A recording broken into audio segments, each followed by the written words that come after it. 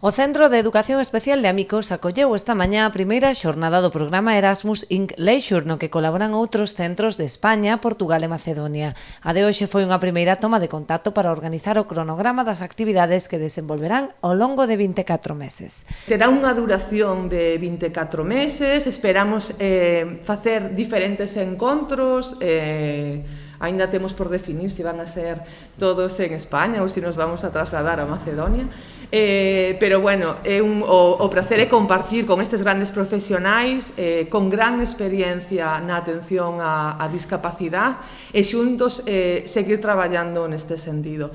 No proxecto participa a Asociación Babilón de Alicante e 2 colexios públicos de Portugal e Macedonia, que buscan un intercambio de experiencias e posta en común de boas prácticas para favorecer a inclusión dos nenos con diversidade funcional en espazos non formais.